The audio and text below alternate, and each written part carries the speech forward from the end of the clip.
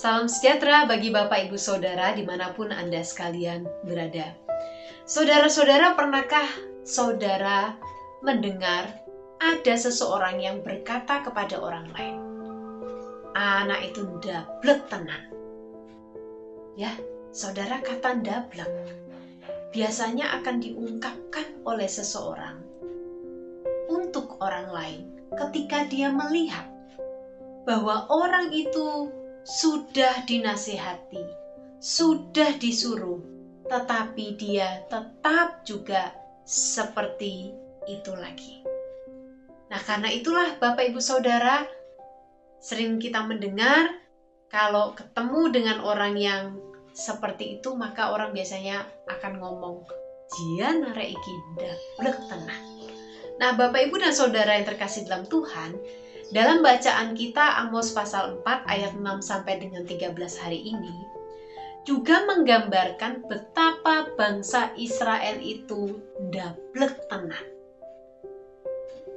Sepanjang bacaan kita menemukan ada begitu banyak ungkapan yang merupakan hukuman-hukuman Tuhan untuk bangsa Israel.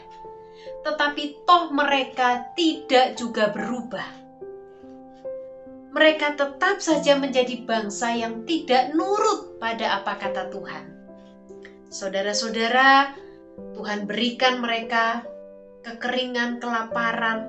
Tuhan izinkan bahwa hasil pertanian mereka diserang hama, bahkan ada penyakit, gempa bumi, tapi tetap saja bangsa Israel tidak mengalami penyesalan dan pertobatan di dalam hidupnya.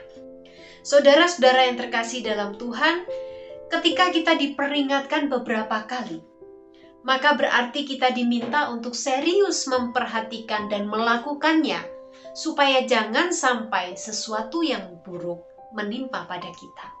Nah, itu jugalah yang sebenarnya diminta Tuhan kepada bangsa Israel.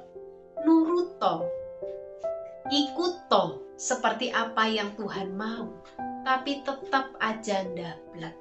Alhasil, penghukuman yang mereka terima pun semakin berat.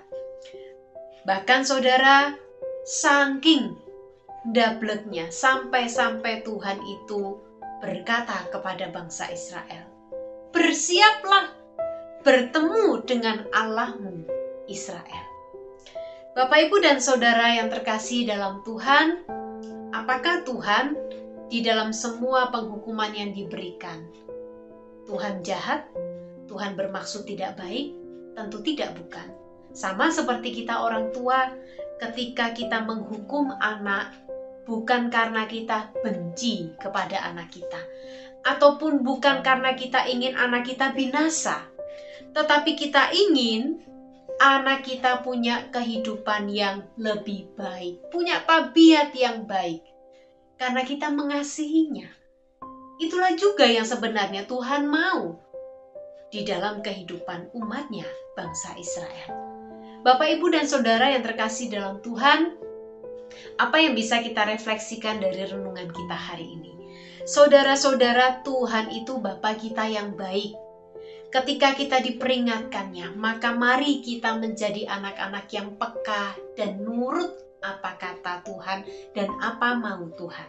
Jangan jadi orang yang ndablek. Ketika kita nurut dan manut sama Tuhan, saudara, maka kita punya kehidupan yang jauh lebih baik, bahkan menjadi semakin lebih baik dan lebih berkenan di hadapan Tuhan. Ketika kita punya kehidupan yang baik dan berkenan di hadapan Tuhan, maka itulah kehidupan yang diberkati oleh Tuhan. Bapak, Ibu, dan Saudara, mari jika Tuhan memperingatkan kita akan kesalahan dosa yang kita perbuat, marilah kita membuka hati kita. Kita mau datang kepada Tuhan di dalam penyesalan dan pertobatan kita. Tuhan ingin melihat perubahan yang terjadi dalam hidup kita. Apakah hal ini sudah terjadi pada diri kita? Mari kita bersama-sama berdoa.